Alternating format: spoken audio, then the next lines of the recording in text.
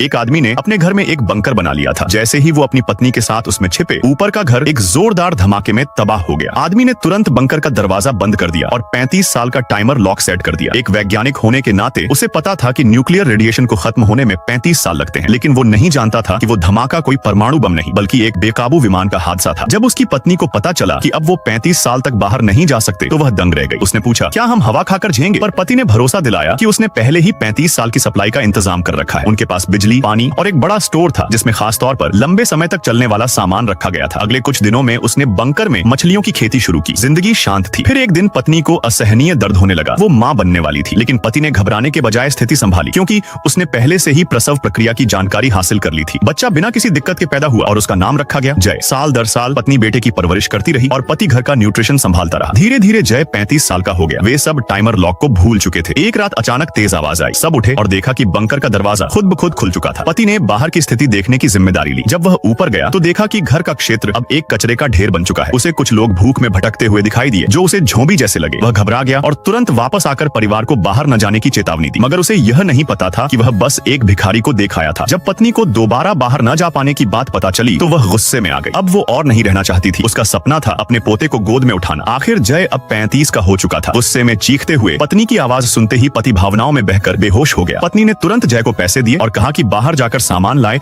और कोई लड़की ढूंढकर वापस लाए। जाने से पहले जय ने वो बेसबॉल कार्ड्स उठाए जो उसे बचपन में पिता ने दिए थे। वह पहली बार बाहर निकल रहा था, इसलिए पिता ने उसे बस एक बात कही, सावधान रहना। जब जय बंकर से बाहर निकला तो बाहर की हवा सूंघ कर चौंक गया। जिंदगी में पहली बार खुली हवा में सांस ली थी। इंसानों को देखने की जिज्ञासा उसके चेहरे पर साफ थी। वह एक पुरानी बस में सवार होकर सामान लेने निकला। सुपरमार्केट में जब उसने चीजें चुनी और पेमेंट की बारी आई तो वह हैरान रह गया। कीमतें कई गुना बढ़ चुकी थी। माँ ने जो पैसे दिए थे वो सिर्फ एक बोतल पानी के लिए ही काफी थे। मजबूरी में उसे फिर बस पकड़कर वापस लौटना पड़ा, लेकिन चूंकि वह पहली बार बाहर आया था, रास्ता भटक गया।